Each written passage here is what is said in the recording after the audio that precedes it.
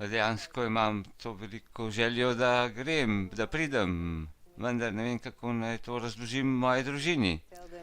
Ne vem, kako naj povem, da grem na ta kabalistični kongres. Ne morem jim povedati tega direktno. In občutim, da če jim bom to govoril, pa resnično ne morem priti. Kako naj se konfrontiram s tem? Kar sem odkril na moji poti v kabali, je, da vsi dvomi, vsa zavračanja, vse nemogočosti, ki sem jih videl v mojem življenju, smo dejansko moje lastne nemogočosti. Vedno, kadar si predstavljam, da ne morem priti na ta kongres, da ne morem priti na nek dogodek, da ne morem narediti tega, ne morem narediti onega. To je vedno vprašanje pomembnosti. Pomembnosti pri meni, ne pomembnosti pri drugih. Ko vi sami posredujete drugim, da niste tako sigurni, da ne zaupate res, da vam je to res pomembno, potem drugi tako rekoč ustavijo zagozdo v to malo odprtino, ki jo pokažete, in potem jo razširijo. In potem rečejo, ja, potem pa ne morete. In potem si predstavljate, da ne morete priti. On mi ne bo dopustil, ona mi ne bo dopustila. In vsi ti strahovi so zadeve, ki mi jih daje stvarnik. To je proti želja. Ne pridi na kongres.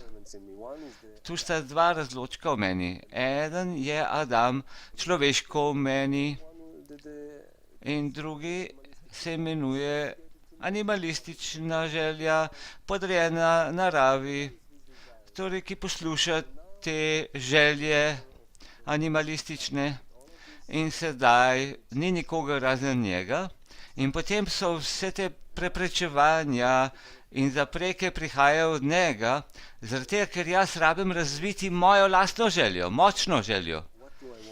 Torej moram skrutinirati, kaj res želim storiti, ali mi je ta kongres pomemben. Če bi bilo to vprašanje življenja ali smrti, potem bi bilo jasno. Rabaš daje primer glede jutranje lekcije. Torej, ta isti človek sedaj spi, njegovi prijatelji ga budijo in ob enih ali dveh ponoči in rečejo, no, gremo na jutranjo lekcijo, vstani. Ne, reče, ne, bolan sem, slabo sem spal, morda jutri.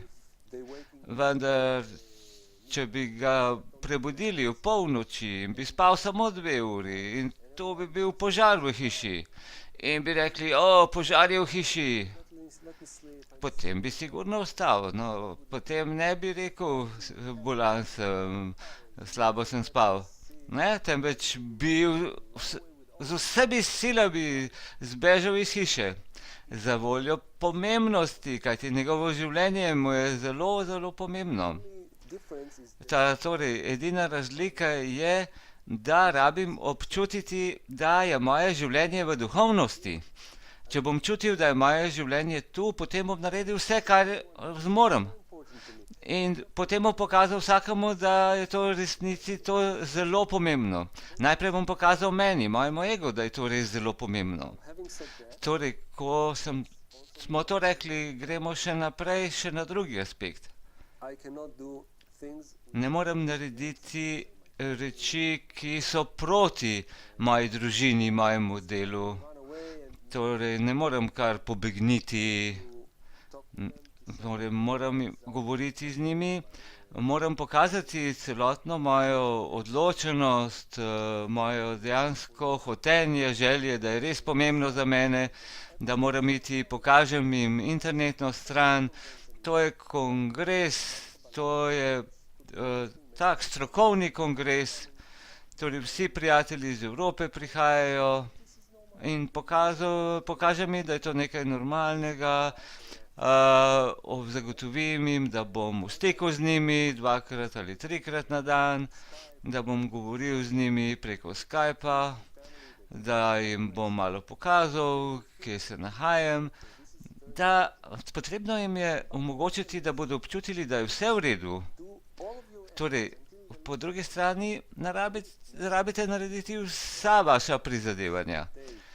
In vendar, če pa vidite, da vas stvarnik vseeno vam ne dopusti, da pridete na kongres, potem nam lahko napišete pismo in zapišete, vse sem poskusil narediti, vendar nisem uspel. Odpustili me bodo, torej vsaj boste vedeli, da ste dejansko vse, kar je v vaši moči, vendar zgornji sistem, stvarnik vam je preprečil. Vendar morate biti sigurni, da ste naredili vse.